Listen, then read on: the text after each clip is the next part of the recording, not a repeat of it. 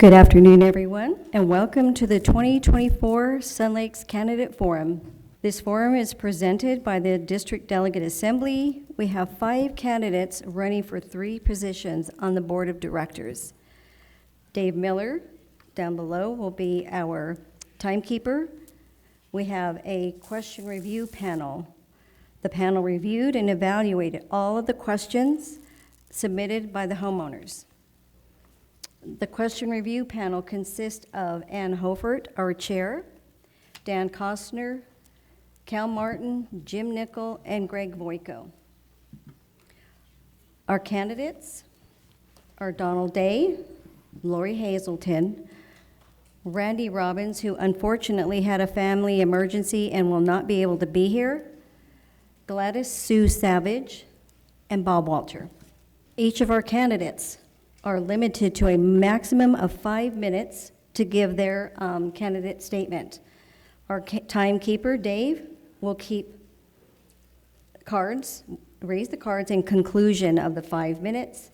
And before this started, they did a random drawing and names were chosen on the order of how they will go.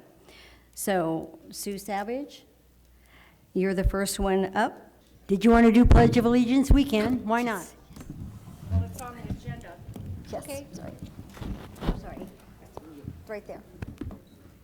I pledge allegiance To the flag of the United States of America and to the republic for which it stands, one nation, under God, indivisible, with liberty and justice for all.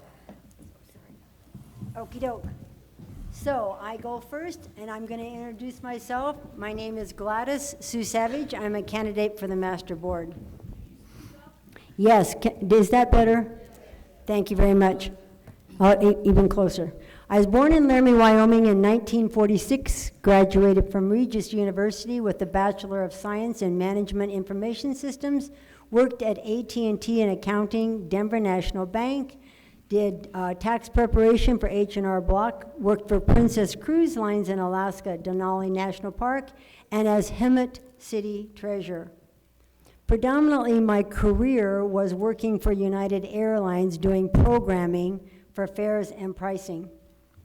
I started my own limited liability company, GP Resources, incorporated in Colorado, 2 divisions, 1 for rental property and 1 for consulting to the major domestic international airlines.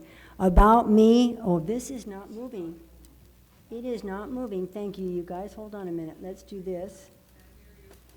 I know, sorry, that's because I'm talking to this. This. Do you have a touch screen? Yeah, hold on. It's not moving. Okay. Well, it's not moving, and I don't know how to make it move. Hernan, wherever Hernan is, would be the person that could do that. Anyway, so you can listen to me. All right, about me, I am about better financial solutions. I was a city manager managing $106 million. I went to treasurer school for 6 months, learning about investments. I learned about safety, liquidity, and yield on public money like ours. I learned about risk and how to manage it.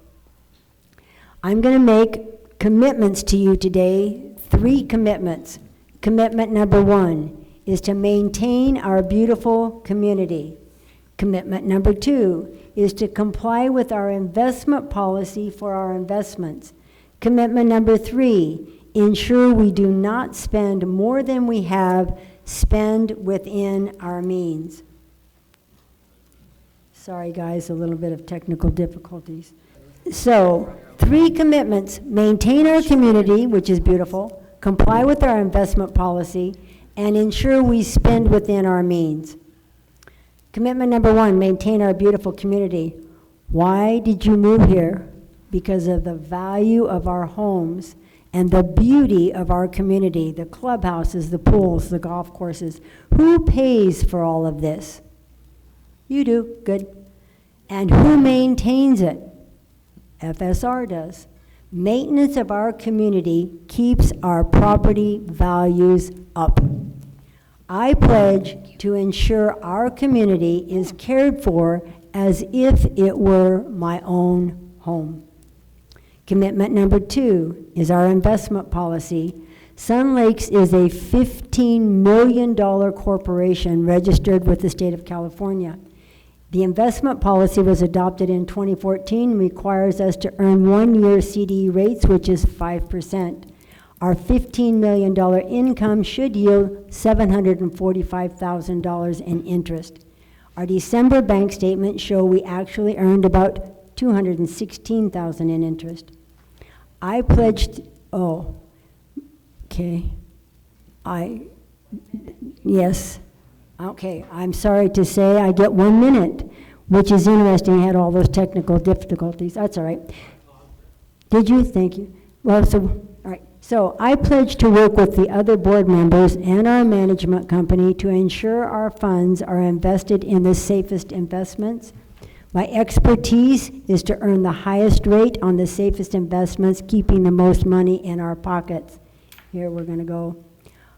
If you want change for better financial solutions, I will work with my fellow board members and compromise when necessary. Be a team player, listen to the community and other board members. Please vote for Sue Savage for change.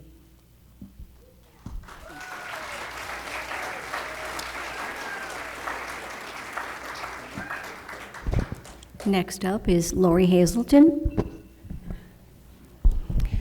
Good afternoon. I'm Lori Hazelton, and I'm currently the secretary on our board of directors and a candidate for re-election. Thank you all for being here today. And I believe that with unity and civility, we can accomplish great things. I believe that issues are of no use without solutions. I'm a long-term resident of Sun Lakes Country Club. I've been here for 14 years. I've been a board member for 3 years. I've served as a district delegate for Districts 8 and 11 for 8 years. I'm active in tennis, card clubs, recreational golf, billiards, bocce, and swimming. My promise to you is to keep our amenities private, to implement governing policies. This will allow us to ensure operational and budgetary accountability and prevent excess spending. Proper budgeting, integrate and upgrade technology, focus on residents' needs, and we could make a laundry list, such as keep tennis private, etc. However, all of our amenities combined define our community, and they're all relevant. Facts. Our HOA dues were not consistently increased per the cost of living increases throughout the years. Of the 33 years, there were 3 years lowered $2 once and $4 twice. And then there were two times, that no increases were made at all. These 6 years are the cause of the association dues going up by over $120 in the past 7 years. Had the previous boards consistently raised our dues about $9.45 a year, we would currently be at $365 per month where we're at right now. Governing policies that we're getting ready to implement will settle once and for all what the role of the board of directors should be and not be. These governing policies will settle once and for all what the role of the management company should be and not be. The governance project that we're implementing will bring clarity, continuity, and balance to our community. To implement, this will give us the framework to effectively administer our HOA. All of this information, when it's complete, will be posted on the website for everyone to see. For HOA due calculations, if you take $365 times 3,327 homes, that equals $1.2 million and some change. It is not practical to assume that every homeowner pays their dues. They do not. As of December 2023, we had $202,000 in delinquencies alone. The average received is under $1 million per month, and out of this, $66.13 goes directly into our reserve fund for a total of $220,000, and $61.12 goes directly to Spectrum for $203,000. This is a total of $423,000, and if you deduct that from the $1.2 million, you would come up with 790,000 and 994,000 actual funds, and this is barring our delinquencies. You have to take that into mind. Keep in mind also that this is not in regular received increments. Due to prepayments and delinquencies, the $1.2 million ranges typically from $750,000 to $1 million per month. And this is realistic. I'm getting close to having to hang up here. Okay, so I think I'm going to have to close because I think I'm going to run out of time. What I wanted you to, oh, no, I'm done. Sorry. Sorry.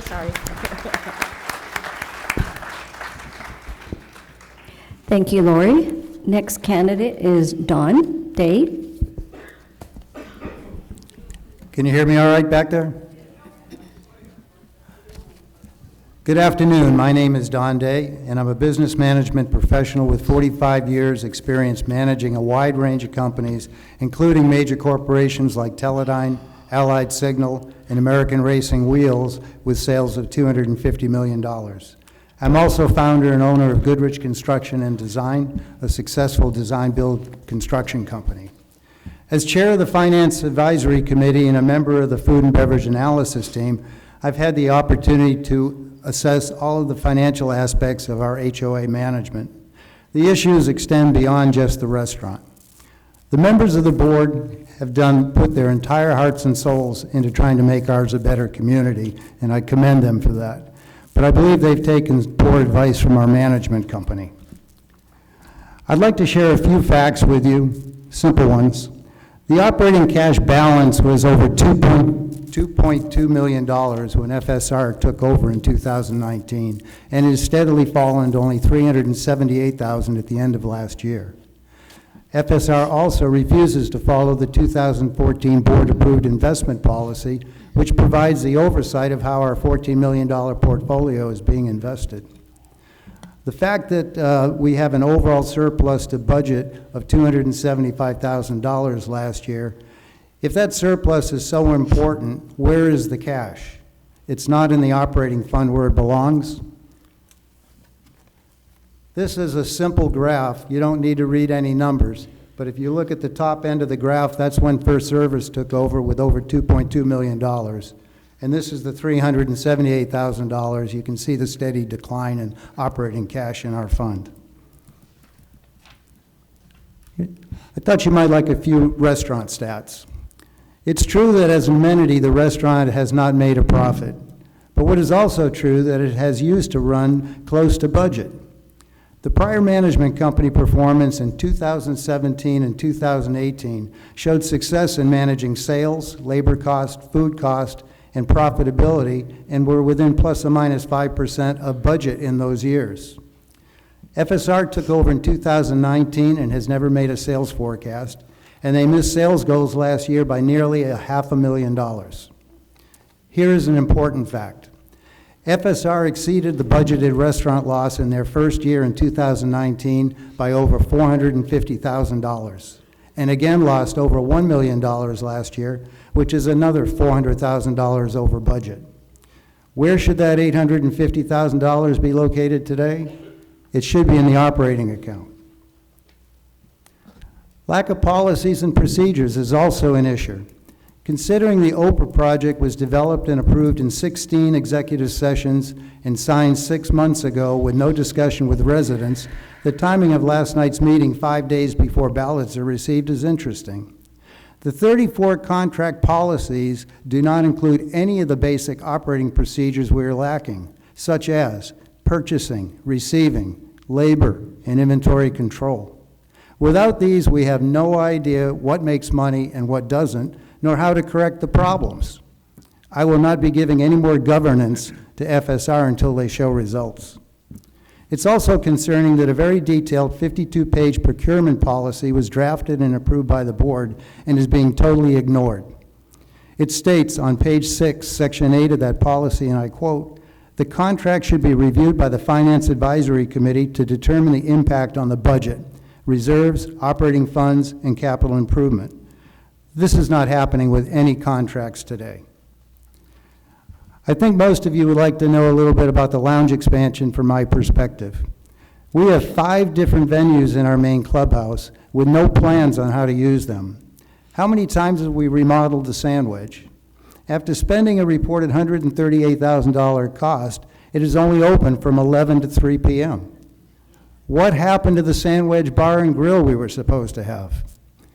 By the way, Chris Mitchell has stated neither the Sandwich roof nor the Sandwich remodel were ever analyzed by the procurement committee. It would be irresponsible and a violation of the board's fiduciary responsibility to execute this project with without a financial impact analysis and a proof of concept. I look forward to working with the board, whomever you choose, and I'll work together with all board members to develop a financially focused board agenda. It's time to stop talking about issues and start taking action. Thank you.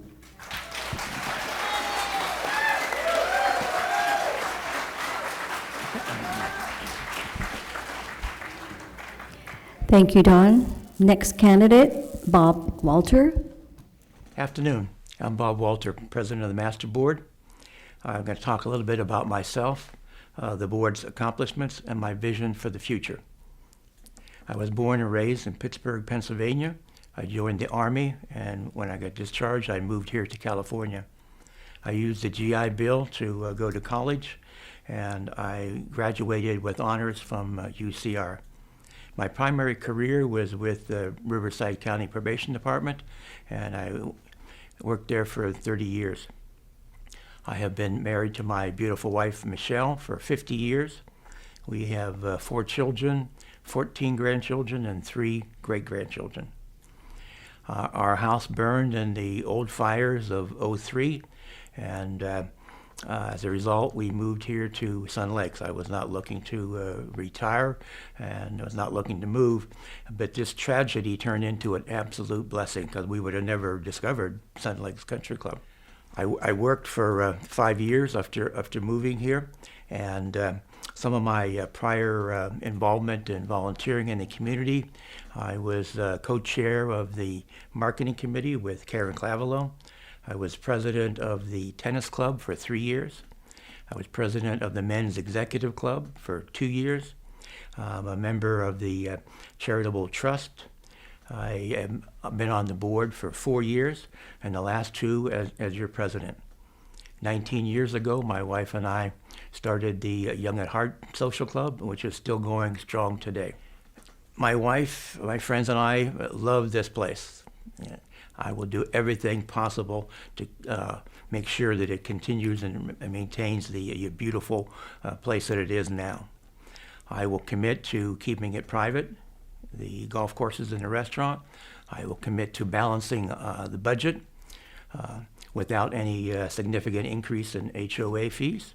I will commit to reducing the losses in the restaurant and lounge. As a retired probation officer, I will commit to continuing to ensure the safety of our community. I strongly oppose the warehouse projects, the Banning Point and the new Sunset Crossroads one. And I will do regular inspections of the community to ensure and improve our property values.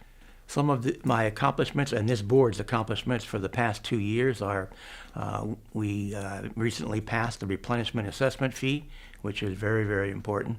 That's going to provide a big revenue stream, not only this year, but in years to come.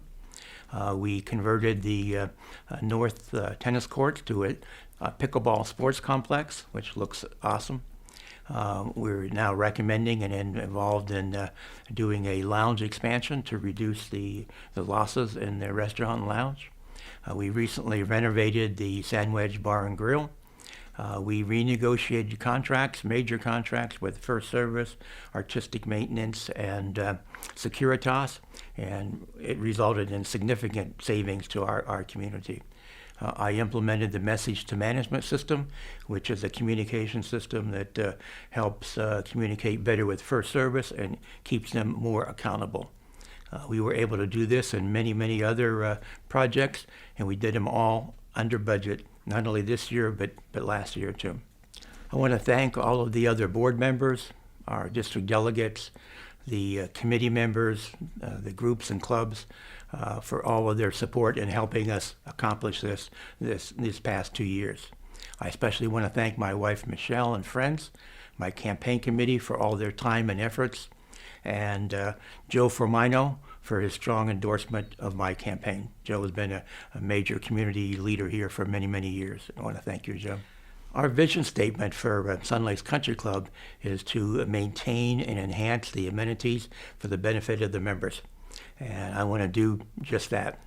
Together, we can accomplish that. We can keep our golf courses private.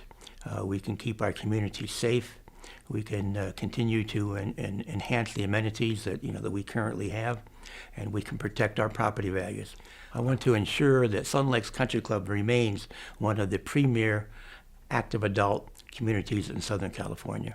With your support, I would be privileged and honored to represent you again on the Master Board. Thank you. Thank you, Bob, and thank you to all of the candidates for their willingness to donate their time and their efforts. Thank you. Good afternoon. I'm not going to restate the history that I have in my campaign flyers about my previous accomplishments. Finances appear to be what some candidates are keying on, so I will address those in this opening statement along with some personal information. I'm going to explain my interpretation of what a representative government is. It's a form of government in which elected officials will represent, lead, and act on behalf of the citizens of a distinct community, such as a nation or as an HOA. We are a representative government. Although we have had and will hold town halls and share information with committees and general membership and get input, there are hundreds of decisions that are made monthly that we are not required to, quote, get a vote on, unquote. This is the purpose of an elected board of directors. I would like to share some facts with you. In 2021, Sun Lakes performed $37,000 better than budget. In 2022, we performed $258,716 better than budget. And in 2023, we performed $266,203 better than budget. As a retired business person, the primary goal is the bottom line. You can see that for the 2 years I've been on the board, we have been better than budget by a total of over $500,000. Did we have line item issues of concern? Obviously. The food and beverage department fits into this category. As a board, for 2 years, we directed the management team to address other areas while we attempted to work through food and beverage issues. Clearly, as most of you are aware, a major change has recently taken place that hopefully will lead us in the right direction in that department. The industry standard for the overall operation of a country club food and beverage department is to operate between 120 and 125% of overall costs to sales. Deficit budgeting in an HOA for amenities that are paid for through monthly assessments is not just common, it is the norm in country clubs. Additionally, services have no revenue other than assessments to offset spending, such as landscaping, security, maintenance, and recreation, among some of the services. Hitting line item goals are important, but the bottom line is, in my opinion, the ultimate goal. It has been suggested by some, both on this stage and in the community, that this current board does not understand business, with one exception. Mrs. Savage has made a claim that the board moved $1 million into the Capital Improvement Fund in 2023. That is blatantly false. Her financial claims are inaccurate. She wants us to use Treasury Direct for financial trading. Our attorney has advised that this is not a good vehicle for an HOA, as the safeguards are not in place. I have no desire as a board member to be a day trader. I believe using trusted professionals is the way to go. I do not have an MBA or a BA, maybe just a little BS now and then, nor do I have a fancy acronym from a trade association. However, I had nearly 30 years of successful business leadership working side by side with my brothers and parents. We built 2 very successful corporations in the lumber industry. Our standing in the industry and with bankers was exemplary, and we were self-financed after being in business 10 years. The corporation that I had full control over was in the top 5 of building materials receivers on the entire BNSF railway system. During the building of our 2 corporations, we also supplied Kaiser Medical Insurance to each of our employees long before we were required to by Obamacare. We also had pension plans, all funded 100% by the company. Not only did we fund these profit sharing accounts, we self-administrated all investments and retirement accounts. At all times, we worked closely with trusted professionals and financial institutions.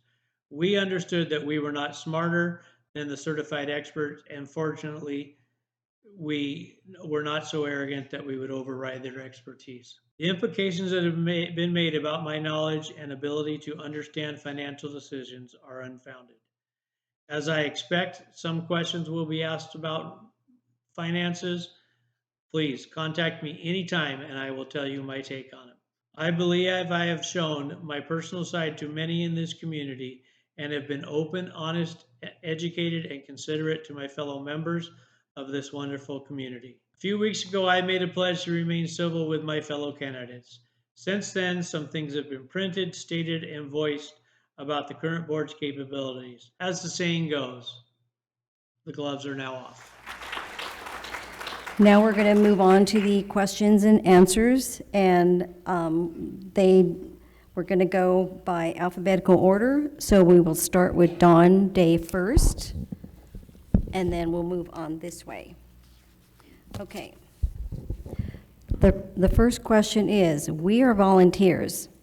Do all committees and delegates need a handbook similar to the 45-page handbook of the Procurement Committee? Don? No, I don't believe that's necessary. You know, this whole organization has been developed with committees from its inception to help and support the board and provide advice and recommendations. Every one of the committees has a charter that was developed and approved by the board. I don't believe a 45 to 52-page document is a valuable tool for an advisory committee, and I don't think it can be followed. Thank you. Thank you, Don. Lori, do you need me to repeat the Yes. question? I know the PAC manual, it's quite long, their handbook, but they felt that it was necessary, and we trusted what they recommended. I also think that the Financial Advisory Committee should have a more lengthy handbook. I don't think it's complete enough as it is. And I also think that the Master Architectural is an important committee in that same sense and should have a longer handbook that's more explanatory. Thank you. Thank you, Lori. Next candidate, Sue Savage. Interesting. 52 pages worth of directions on how you should be able to provide recommendations to the board. Really and truly, the best comment coming by here is, does anybody actually read it? Even more importantly, do they enforce it? Because I'm sure there's things that should or shouldn't do. I very much believe in committees supporting the board. I think they have a vital part. There's so much that needs to be done here that people have excellent experience should be able to provide that information, and that should be provided to the board. But the idea that I have to have a 52-page book that tells me how I do that, I'm not so sure. So that's that, and that's just that committee. Thank you. Thank you very much. Thank you. It's an Sue. unusual question because it assumes that the handbooks are going to be 42 pages in length. I don't believe that they will. I think it's important to have some sort of policy, procedure, handbook, something, charter for people to follow. We have 14 committees, great committees that really give us service and help and advice. And some committees are more involved in what they do. They take more time and more research and more recommendation. I think it would be important to have not a 42-page handbook, but some sort of guide, operational guide. Kind of like the OPA task force is working on now, that would let everybody know what their responsibilities are, how they can help the board, manage our facility better. So I think the answer is no to 42 pages, but it might be good to have some sort of just general guide for all the general committees. And I want to thank OPA for trying to address that, and also all of the committee people that do so much work for us, because we could never accomplish what we have been doing without all the committees here and the volunteers. Thank you.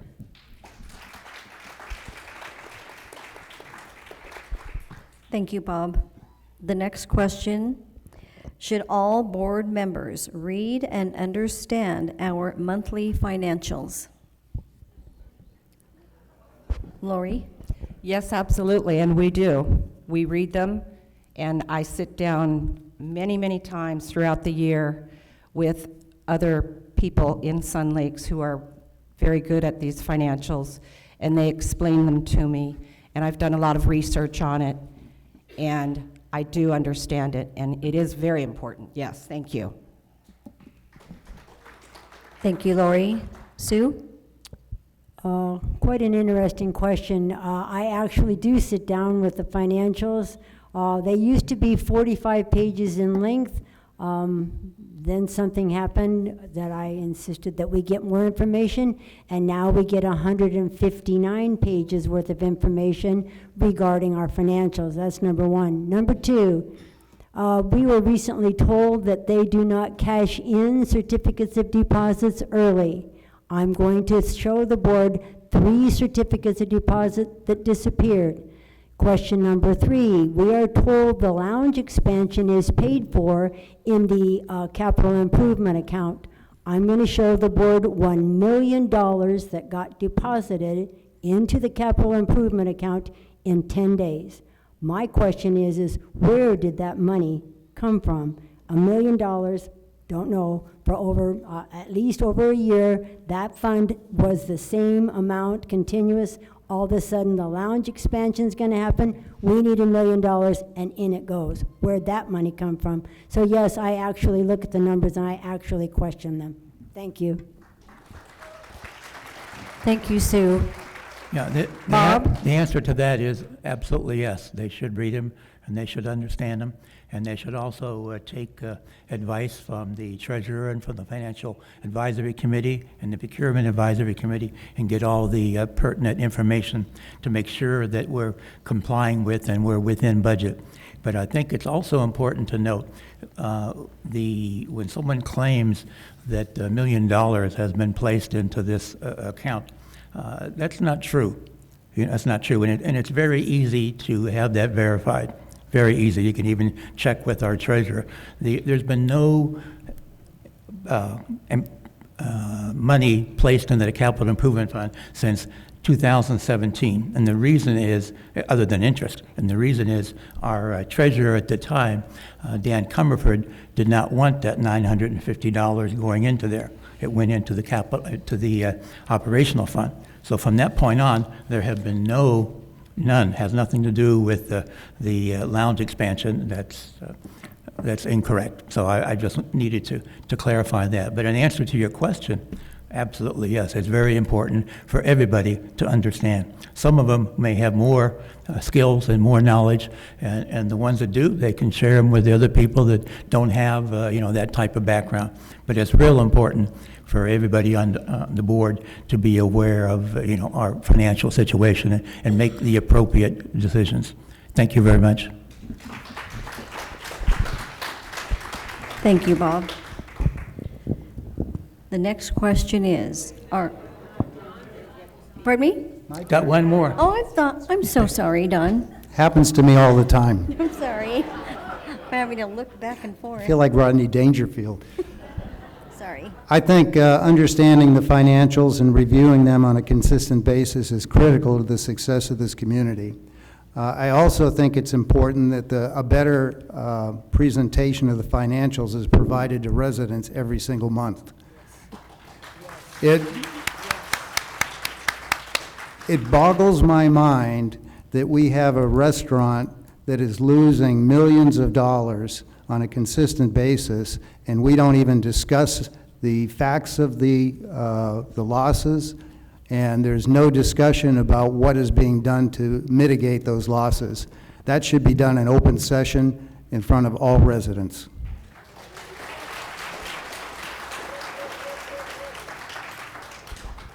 Thank you, Don. The next question is, are we utilizing our delegates effectively? And we'll start with Sue.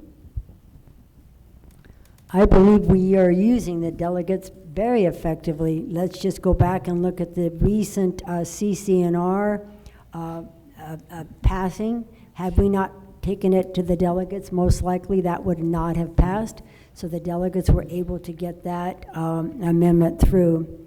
And the only thing I have to say about that is it's interesting that last year we did carpet replacement, bocce ball shades, we did the pickleball court, we did there was many things done in this community with lots of money until the end when all of a sudden we need money in the CCNR amendments. So either we had money to spend all year until the end when all of a sudden we didn't, and now we have to pass. Yeah, so does the board use the delegates? Absolutely, they use the delegates. I don't know if the delegates feel that they're appreciated. I hear them talk about it, but nonetheless, I think that the delegates are a very integral part of our community. Thank you. Thank you, Sue. Yeah, I think we could do a better job. I think the district delegates are very, very critical and important to the management of our community, not only for voting.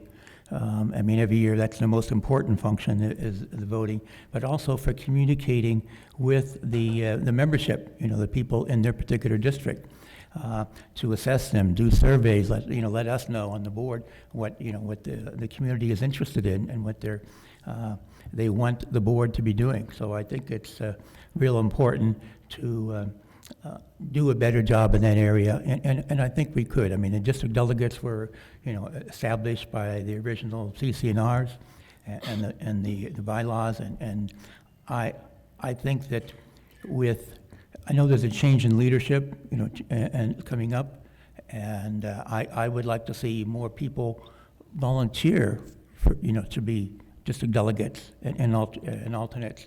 An example is like last year, we had a couple districts that weren't representative. I believe it was District 8, didn't have anyone there, so the people that lived there didn't get a chance to have their vote, and that's wrong. Was that a stop sign you gave me? Oh, okay. So anyhow, I like the district delegate assembly. I think it's a great way, and I think we need to improve upon what we have here. Thank you.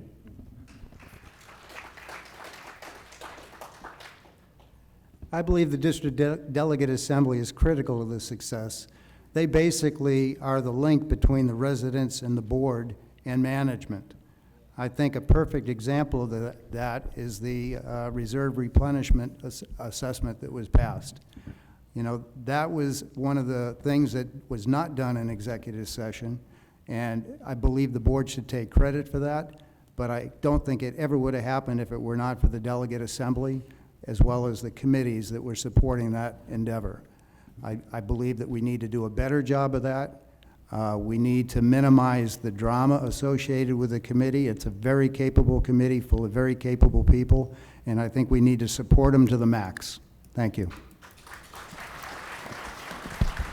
Thank you, Don. Lori? Yes, I believe the delegates are an integral part of our community. I've had appreciation and respect for the delegates, and I still do. I was a delegate for 8 years and have had a lot of experience over the years observing the Delegate Assembly in action. They are all very, very important to the governance of this community, and I think sometimes they are underutilized. I think maybe we could give them a little more, but at any rate, I think they're all great. Thank you.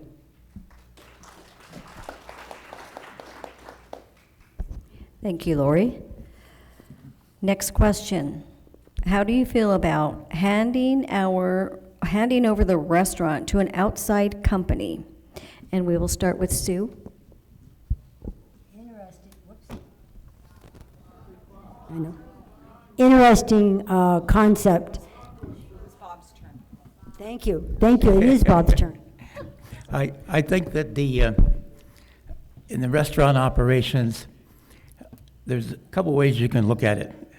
You know, I've been here for 21 years. You know, they've lost money for 21 years. You know, we need to make some significant improvement in the overall operations. Okay, what are our choices? Our choices are we could go public, make money. I don't like that because I want it to remain private as well as the golf courses. We could close it, try to make money off of that and use it for something else. We could get a new management company, which you're talking about here, handing over, or we could try and fix it. I would like one more time to try and fix it. And by doing that, we would start with the lounge expansion. We're going to significantly reduce the food and beverage losses that we've had there. Why? Because the lounge makes money. You know, last year, I think it was $172,000 made money. The restaurant loses a lot of money. So by expanding one and contracting the other, I think that we can make a difference there. We're also looking at getting a new POS system. We're also, now with the new contract with First Service, they're held accountable to the budget. They have a new food and beverage plan, you know, actual plan that they've never, you know, business plan, which is kind of hard to believe. They never had a business plan before. So anyhow, I would like to wait till we finish, and then if not, go ahead and get another company. Thank you.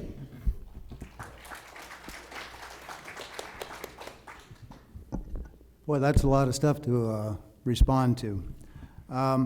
I don't believe that this is the time where we should be considering renting out our facility to another restaurant. As I've stated previously, we have no systems and operating procedures to understand our own restaurant.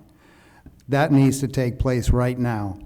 Until we understand that, I wouldn't know if outsourcing it would be a good idea or not.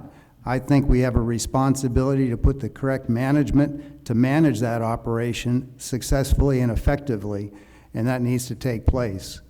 You know, I've managed companies for 45 years, and I have never fired the two most critical managers in a non-performing department without having a replacement ready to come in. We now have the executive chef and hourly people managing that restaurant. That's absurd. Thank you.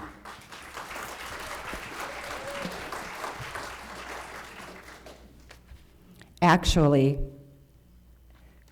the administration is overseeing the restaurant and lounge right now.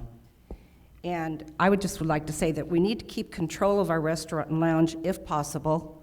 I think it's important to the people of the community. And I know that the restaurant and lounge losses were at an all-time high. And I myself have been instrumental in collaborating with the management team right now on a business plan for food and beverage. In the 20-plus years of the restaurant and lounge, we have never had a formal business plan. And when it's up and ready, you can see it on the website. Randy is actually working with me on this as well. And as far as Bob said about the lounge expansion, current seating is 47, standing is 60. After the expansion, we'll have seating 126 and standing of 274. So with 126 seats seated, our yearly income should get to $1.4 million, and the standing should get to about $2.4 million. My own personal thoughts are it's probably somewhere in the middle. And as far as the POS system is concerned, the Master Board has instructed FSR to move forward with a state-of-the-art POS system for food and beverage. Thank you.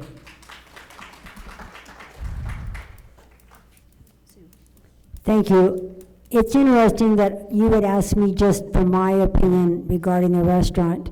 What I have done is I've talked with the people in the community. I believe every single person in here has an opinion about what we should do with the restaurant. I believe we should have workshops where we show the people what we're doing, how we're losing money, how we could possibly do better and what would be the options, including having somebody else come in and manage the restaurant. But there's other options. For 37 years, this has been a restaurant that didn't lose the money that it is currently losing. So is the problem the restaurant that's been in business 37 years, or is it the management of the restaurant that's been around for the last 5? So again, I'm going to say the delegates should be part of a workshop. We should learn about this as a community, and then as a community, we should vote on what it is we would like to do going forward with the restaurant, the golf course, the things that matter to all of us and have been here forever. Thank you. Thank you. The next question, as a master board member, how would you handle the reserve fund investment policy in the long term? Yes, we start with Don. The reserve and investments obviously are detailed and complicated. The Finance Advisory Committee last year spent a lot of time working on how it was actually being managed, okay? There was an investment policy that has not been followed, and a lot of that was predicated on the fact that management didn't want to share that information and utilize the resources of the FAC Committee. The FAC Committee on June 21st issued a request for a meeting with the board to share their ideas on ladder scheduling the reserves and ladder scheduling the projects that they need to be funded from. That would provide the information necessary to know how much money you need, when you need to manage it, when you need to spend it rather, and it would also provide the ability to maximize the investment yield by knowing that if you had investments for further out, you move those out at a higher interest rate. So there has been a plan put together, and it's never been responded to.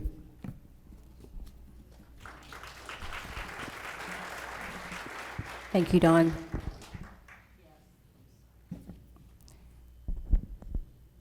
Yes, we do have about approximately 54 separate investments, and 27 of them are due to come up for renewal this year.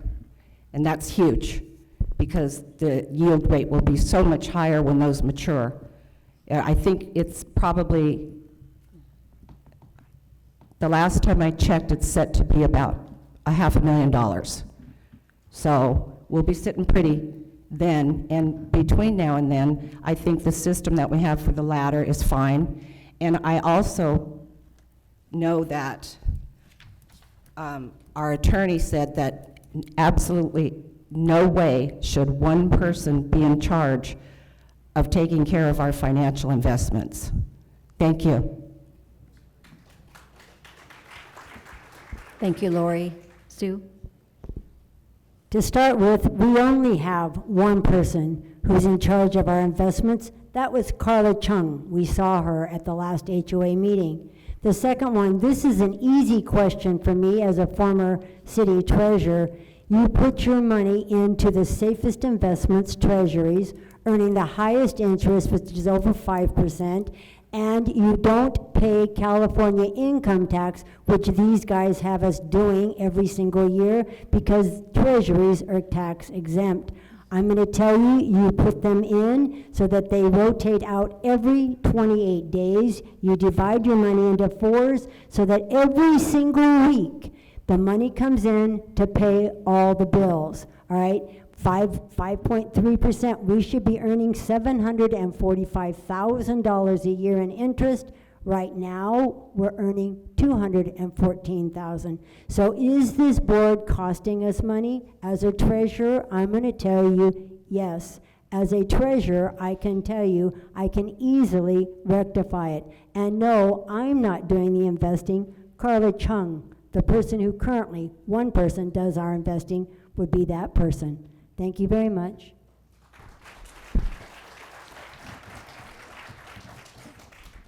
Again, numbers are a little bit skewed, and basically, according to our, you had your talk, according to our attorney, we're not allowed to invest in what she wants to do with day trading with Treasury Direct. Basically, the policy is in David Sterling, and I have, if anyone wants to see it, the actual investment policy here to review with you. We're now in the process of updating that, to make sure that we're doing the right thing. So essentially, according to David Sterling, you must go first safety, second liquidity, third yield. Yield is the third one. We must not lose our principal. That's the main thing. So in the past, we have invested in CDs and T-bills, not Treasury Direct, but we've invested pursuant to the advice of our investment advisor and pursuant to the policy. They were very low. I mean, the Federal Reserve, raised, in order to fight inflation, raised the rates 11 times, and it went from like 0.5% to above 5%. We purchased, many of these investment vehicles from 1 to 5 years ago. We must hold them to maturity. We're required to. If we were to sell them in the secondary market, according to Carla Chung, we would lose money. We're not allowed to lose money, even if we reinvested whatever we received from that discount sale. We would lose money, so we're not allowed to do that. Thank you very much. Any questions? Please, I'll show you the policy and David Sterling, which refers to that. Okay, thank you. Next question, we'll begin with Lori. What are your priorities if elected, in your case, re-elected to the board? My first priority always has been and will continue to be the restaurant and lounge and trying to get that closer to a break even. And we have come up with some new concepts that we're going to start implementing, and we're on top of that. Another priority I have is to keep our waterfalls up. I know last year we had a lot of flack because we had to stop the waterfalls. I was so disappointed that we had to shut those off. But they're up and running now, and I think it's important to this community. I was very surprised by the outpouring of comments from people that they were very sad that they were turned off. Another one of mine is the lounge expansion. I think the lounge expansion is totally needed right now at this time. We need to lessen the size of the restaurant because it doesn't do as much, we don't get as much revenue as we do in the lounge. So those would be probably my 3 priorities. Thank you.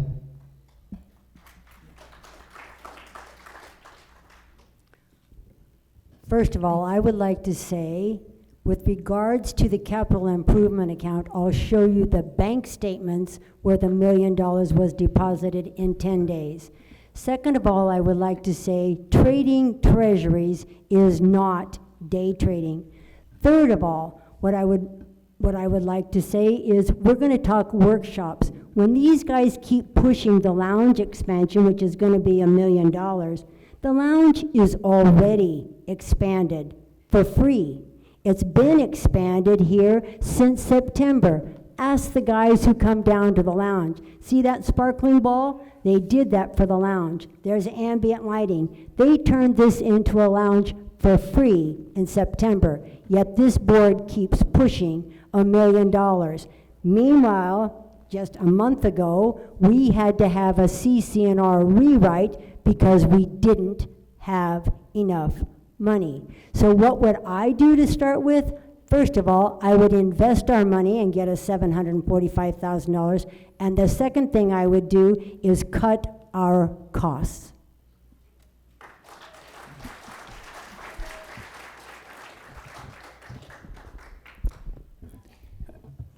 Good question.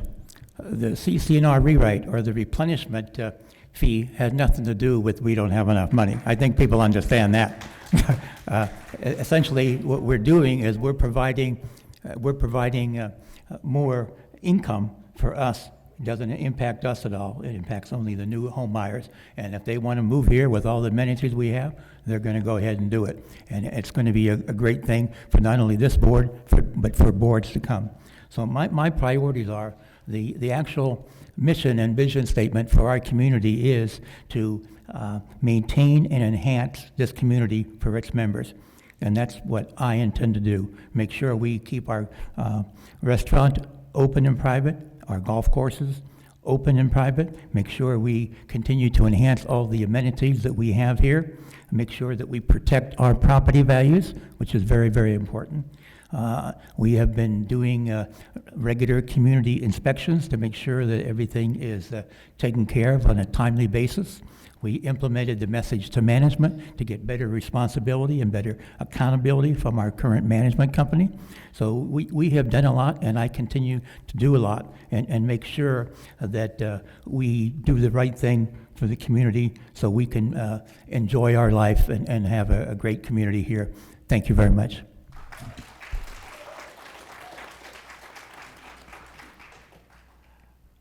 I've been very clear from the day I started campaigning, and my platform has been on the back of my flyer delivered to every home.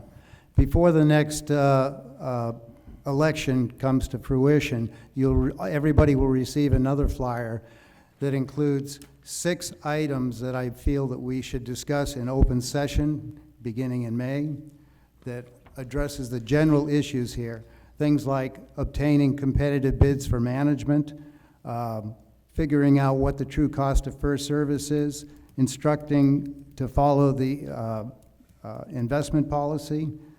And then there are 6 additional instructions to first service that address specifically issues in the restaurant. Not that we're going to work on it, not that we got a plan. This is action items that I feel we have to take if we're going to get an understanding of the restaurant and be successful. I also think, aside from those, and included in those is the fact that we need to utilize our advisory committees. People here are very, very talented, and unfortunately, they have not been respected over the last several years by the board. I think it's important to bring the committees together, to utilize them, and accept what they recommend. The Finance Committee made a recommendation last year recommending to obtain competitive bids for management while they were renegotiating with First Service. That was just thrown out the window. We did receive 4 competitive bids, and they were shelved.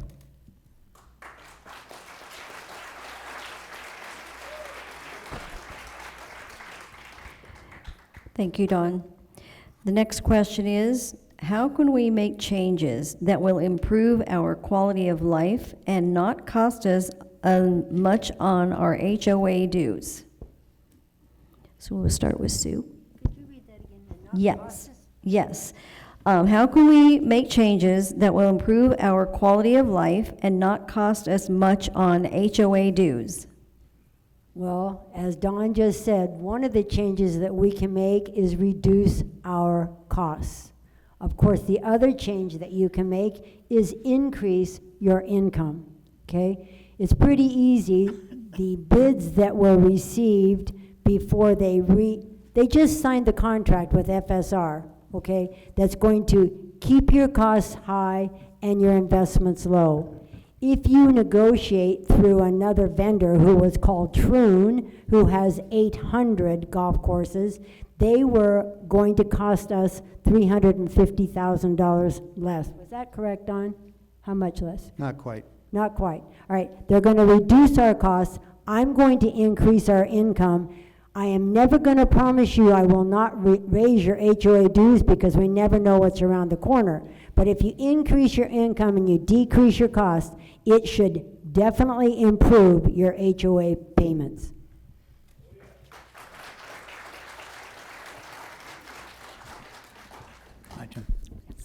Thank you. One of the ways we can do that is by effective utilization of our capital improvement fund.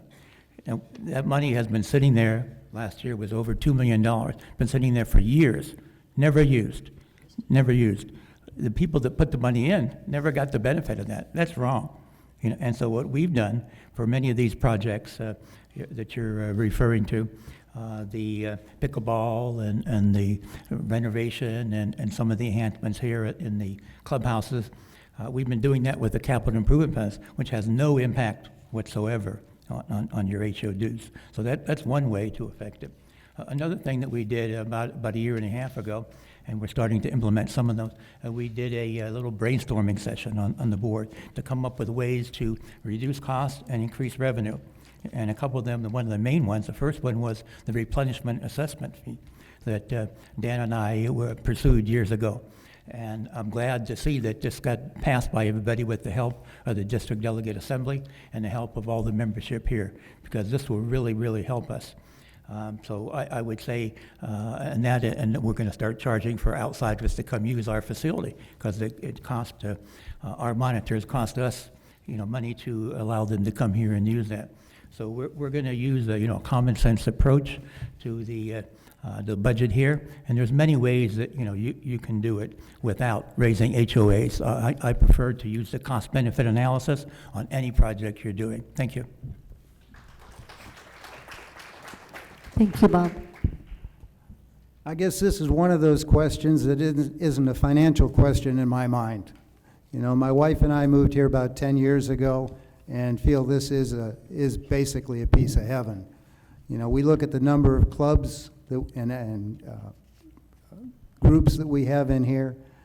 We could be as busy as we want or as chill as we want. I think it's a wonderful place right now the way it is. I mean, we could talk about financial things that we could spend money on. I don't think that's the important thing here. I think we already have a pretty damn good place. Thank you.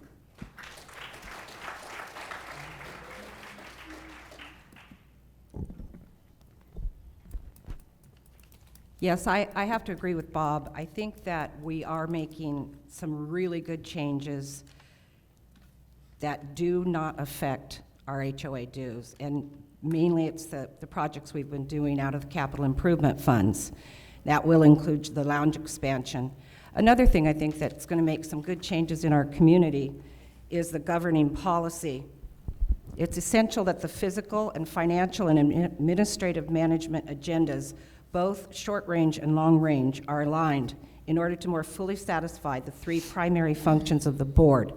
These are: 1, maintain and enhance the common areas; 2, consistently enforce the CC&R's rules and regulations and bylaws; and 3, to develop an annual budget overseeing financial operations. The governing policy will settle once and for all what everybody should be doing, and it will be continuity, and it will be giving us a good direction so that we can move forward in a steady flow. Thank you.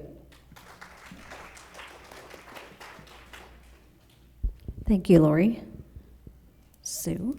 Yes, ma'am? I think I started that question, didn't I?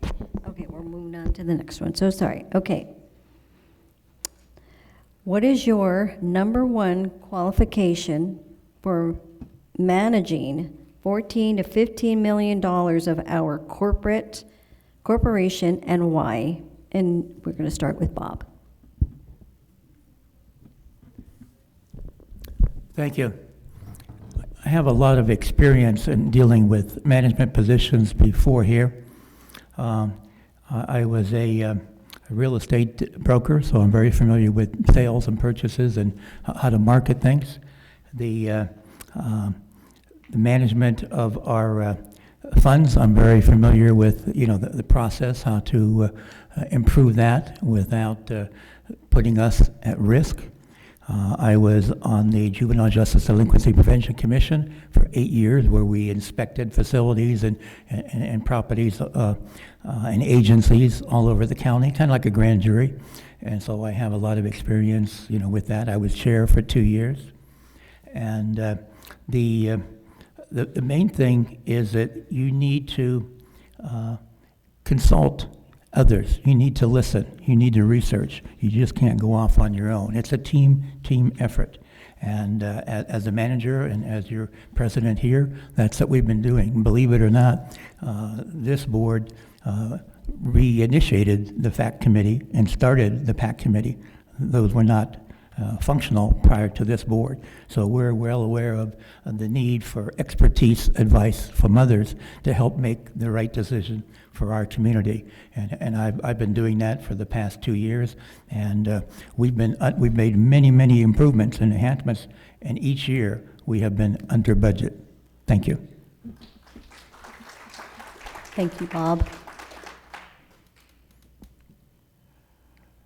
As I stated in my introduction, I've been managing companies of varying sizes and configurations and products for 45 years. Just to touch base a little bit on my experience at American Racing Wheels, I was responsible for 5 manufacturing facilities, 3 in Los Angeles, 1 in Querétaro, Mexico, and 1 in Warsaw, Kentucky. I've had to deal with union attempts at taking over those companies and was successful. I've dealt with financial issues. Most of the companies that I've gone into were in survival mode or had major issues that we needed to work through. That's what I've been doing most of my adult life in my career. I feel that my experience would be an asset to the board.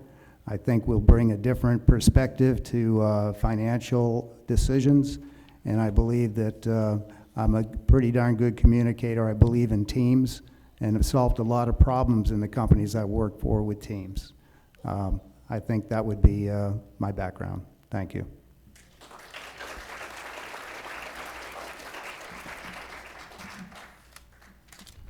Lori? Okay, yes. The number one qualification for being on the board, I have a few of them. They're not financially extensive, although I have grown very much in the last 3 years and understand way more than I ever thought I would. And it's a lot, but it's so important. I think research is number one. The more you research, the more you learn. I recently watched a webinar on the ABCs of the HOAs. Incredibly good things on there. So researching and studying and looking things up and figuring out how everything works is the most important. And I think being a team player is very, very important. I don't think you should be a quitter, because if you're a quitter, you're not going to be very productive. I believe in perseverance and paying attention to the residents of this community who elected me to this position to watch out for them. That is my most important thing. And also, I think you need to work cohesively with fellow board members and management. Thank you. Thank you, Lori. Sue? Thank you very much. My, of course, experience as a Hemet City treasurer, managing $106 million, where every year we would go over the budget, and then we would determine how we were going to take our money and apply it to that budget and make sure that we had the money before we spent it, which would be a good thing here. I also am really big on workshops. I think it would be a good thing to work through the delegates and discuss how our money flows here and how we spend it, where your money comes from, and where your money goes. I think each of us should understand it. It should not be kept in the dark from us until, like it was until last December. So I think I'm very comfortable taking on a $15 million corporation and keeping it successful. Thank you, Sue. Next question. What are your fiduciary responsibilities as a board member? And we'll start out with Dawn.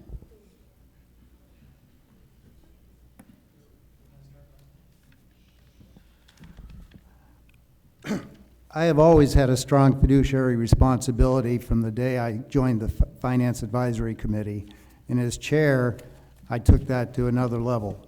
We are responsible for maintaining your investments, your money, and making sure they're handled wisely, and that we get the results that are required to be a successful and a solidly supported investment community. I take that requirement very seriously, And if you look at the items that I would like to bring forward in our first open session meetings going forward, I think you'll see that those are all predicated on addressing the issues in the community to make it a better community. Ultimately, that's what fiduciary responsibility is. You manage the money, you support the people that give you the money, and you make sure it's handled wisely. And that's what I will do.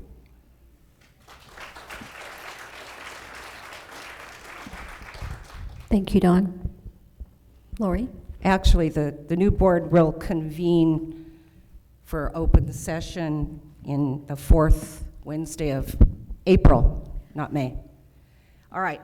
I'm sorry. My fiduciary, I'm a real estate agent, so I have a lot of background in fiduciary duty.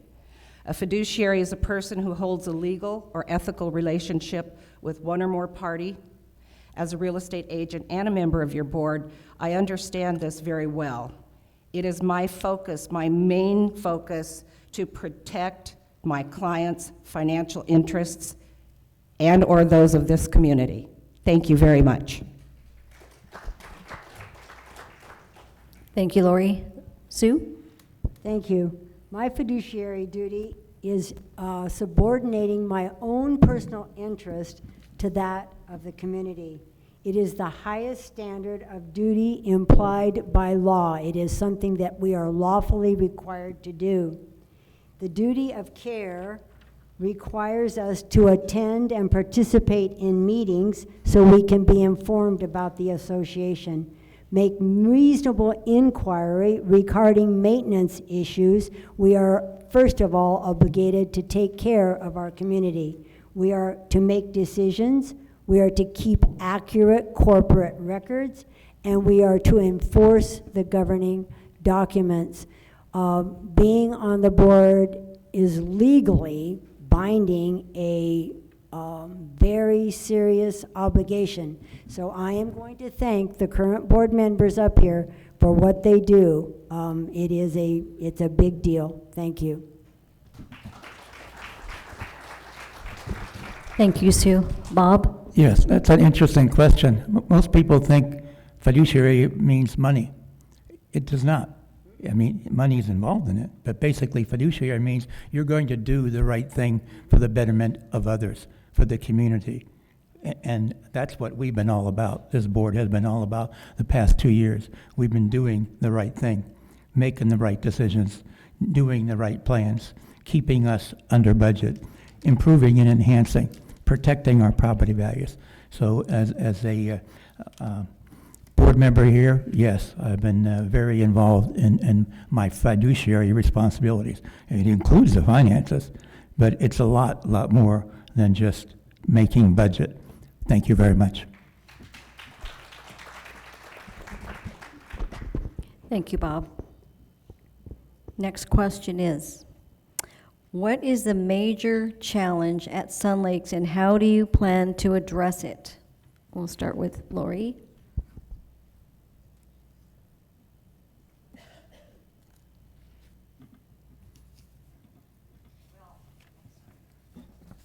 I think the number one major challenge is the warehouse across the street. I think it was last year and the year before, and I think it is now. I don't think that's going to change until we defeat that. And I do have a very strong feeling that we may. The longer that these hearings get put off, that every time that's a strike to us for the good. The longer that the Pass Action Group can continue to do everything that they're doing, and they're doing such an incredible job, the better chance we have of overturning that. I think that is our number one challenge still. Thank you. Thank you, Lori. Sue? I think the number one challenge is within our community, not outside on the streets.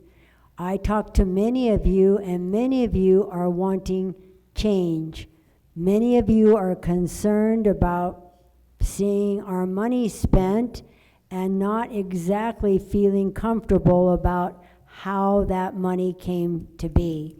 I see many of you concerned about maintenance, For example, year after year, the walls are sweating in the South Clubhouse before they finally get fixed.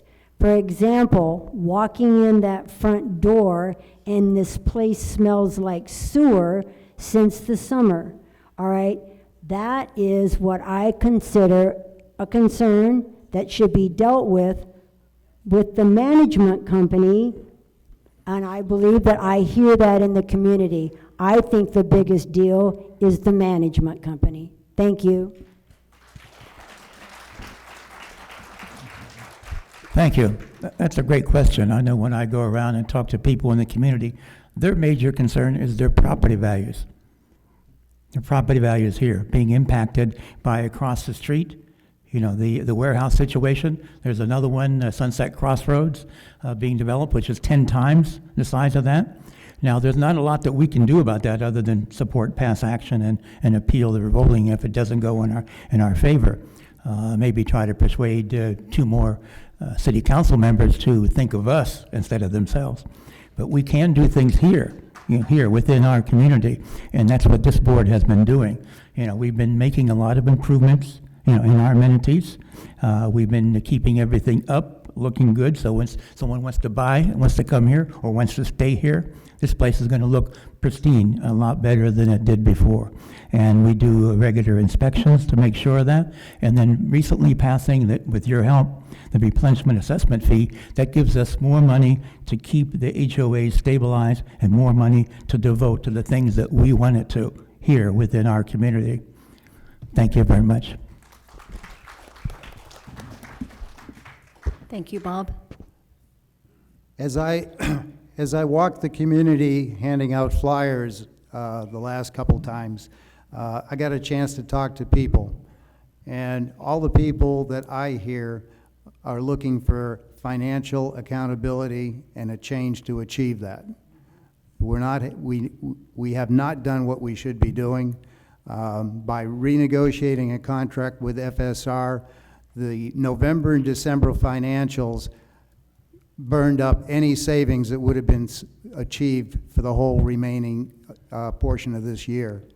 We need to get accountability. We need to get a management company in here that knows how to run a restaurant and a golf course. As was previously stated, we did receive 4 competitive bids, and unfortunately, they were never looked at. They weren't reasonably looked at, and they were buried. We never did any due diligence, and it's been 10 months since we submitted those proposals to the community. It's important to do that, and we need to get financial accountability in here, and that's what I'm running on. Thank you. Thank you, Don. Okay, next question. Before signing the HOA management contract, should the board have received and reviewed multiple bids that were provided? It will start with Sue. Well, quite obviously, that is good business practice. In all the business practices of my entire life, anytime a contract comes up, you always put it out for requests for proposals, requests for bids, and then you take those bids, you review those bids, and you come up with the very best solution for the company. I'm pretty sure how our bidding session went was, yes, somebody came up with bids, they were trash canned, and I'm pretty sure the HOA president looked into the eyes of the camera and said, I will negotiate the contract with FSR only. That's straight off of TV. Thank you.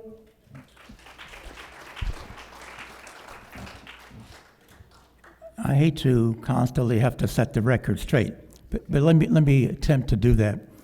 What transpired is that last year we set up a contract negotiation with FSR, first time in 5 years, looking to reduce the cost that they're charging us, which we were able to do, cut it in half, and then we were also to have a contract a lot more accountable. While we were doing that, a committee, the FACT committee, under one of the candidates' leadership here, went out without any authorization interfered with what we were doing, caused us to extend it for another 2 or 3 months, lost about $36,000 in cost because they went out without authorization from the board and obtained that. They shouldn't have done that. So we need to work together as a team. So what we've done is that we went ahead, we finally renegotiated, the new contract. But for someone to say that, we ignored RFPs, there were no RFPs. RFP must be, a request for proposal must be approved and recommended by the board. This never happened. So we had a rogue committee, and a couple people, not the entire committee, went out and interfered with our negotiations, cost us money, and now they're complaining that we didn't do the right thing. I don't know. I personally have a problem with that, but let's just move on.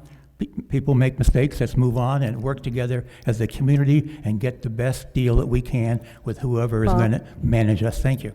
Thank you, Bob. That's bull crap. Yeah, it was. It was bullcrap. Okay. The board has had a practice of getting competitive bids on major contracts. They've had a practice of doing that.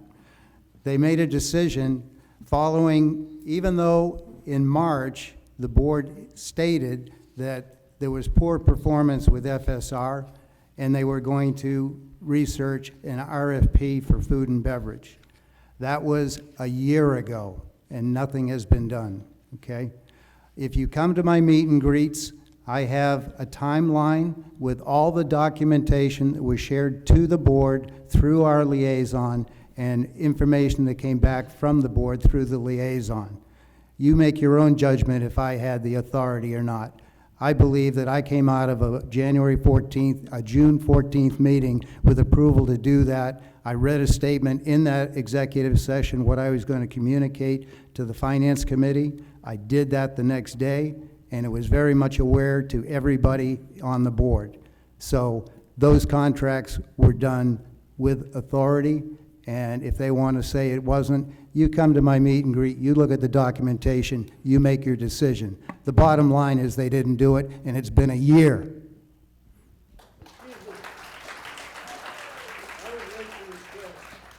Stop attacking each other and answer the damn question. I agree. I think it's a good idea. I agree as well. Okay. Thank you, Don. Lori? Repeat the question for me, please. Before signing the HOA management contract, should the board have received and reviewed multiple bids that were provided? Absolutely not. The Finance Committee did not have board authority. We informed them that we were working on renegotiating the contract with FSR. We thought that was the best move for the community. They never had approval, and I will not do any more of this, but that was already my answer, and I don't have another one. Okay. We have quite a few questions here, but we still have the candidates' closing comments, and I see we're losing a lot of our residents, so I think it's good to move on, and we will begin with the candidates' closing statements. Each candidate will have a minute and a half. Our timekeeper, as he's doing such a great job, will signal each candidate at 30 seconds, and then a thank you card will be raised at the conclusion of their 1.5 minutes. As in the beginning of their candidate statements, they did a drawing, and we're going to start with Sue. Thank you. I am all about better financial solutions. I believe when I walk through the community and I talk to the women who are concerned about not having enough money to stay here and may have to sell their houses, about living longer than their money's going to last, I believe those people, as well as new people, should be considered with respect to financial solutions in our community. I believe with my experience as treasurer, managing money for income and for expense, I am best capable of moving our HOA forward. I also very much promote and advocate workshops that all of us come to understand how the business works, including through the district delegates. I very much am interested in what other people have to say and other solutions. It is not just up to me, although I'm very capable of making them. So thank you for coming, everybody. I appreciate it. It was nice to see you. Thank you. I hope for your vote. Thank you, Sue. Don? I would like to confirm my position on 3 topics. First of all, I do not want to open our golf and restaurant to the public. Second, no to the Banning Point project. Our past action group has been working great trying to fight that warehouse across the street, and I say no to any warehouse being built across the street from our community, okay? I believe that residents are looking for a board that will focus on improving our financial performance. If you'd like to see 5-year worth of performance details, please join me at one of my 4 remaining meet and greets. By the time you ballots are received, every home will have received a copy of the 12 action items that I would like to begin to introduce at our first board meeting in May, not April.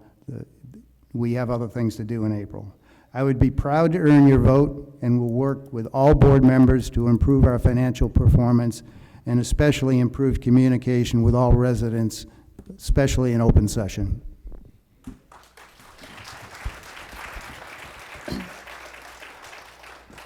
Thank you, Don. Bob? Yes, thank you. Our mission, as I mentioned earlier, is to preserve and enhance our community. And that's what we've been doing, and that's what we intend to do. We have upgraded the carpeting in here, the chairs. We've completed the pickleball complex. We have upgraded the warehouses, the clubhouses, not warehouses. We want to get rid of those. We completed the Sandwich Bar and Grill. We're planning on the lounge expansion. And we passed, most importantly, we passed a replenishment assessment fee.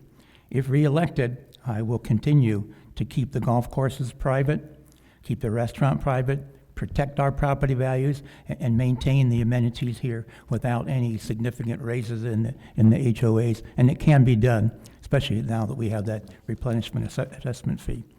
I want to thank my wife, Michelle, and all of my friends and campaign people for helping out. I want to thank her for the community awareness program that she's done, and has been an excellent job for the past 2 years. And finally, I just want to mention that you can see there's a vast difference here of opinion as to what direction we want to go. So it's your choice.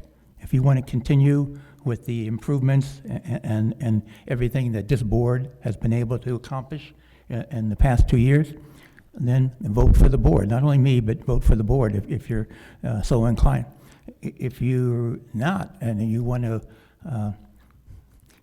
you can see the option. Thank you very much. Hope you make the right choice. Thank you, Bob. Lori? Yes.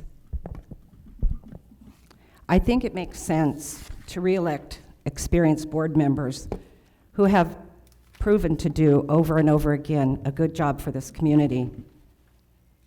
As an experienced board member, I will continue to preserve, protect, and enhance our facilities. I'm logical, and I'm a voice of reason. I have a strong desire to protect the residents of our community. I am dedicated to preserving the Sun Lakes lifestyle. In closing, I would like to thank all of you for attending today and supporting our community during this election process. I would also like to thank my fellow board members. We all bring different experience and strong points to the table.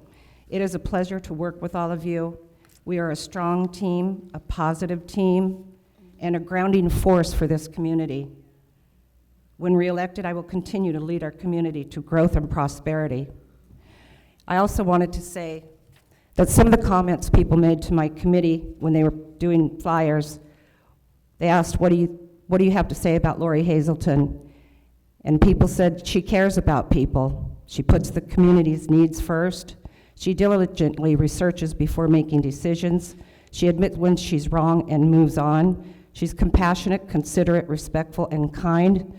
I would like to add to this that I am authentic, genuine, honest, strong, and always conduct myself with courage and grace. Thank you very much.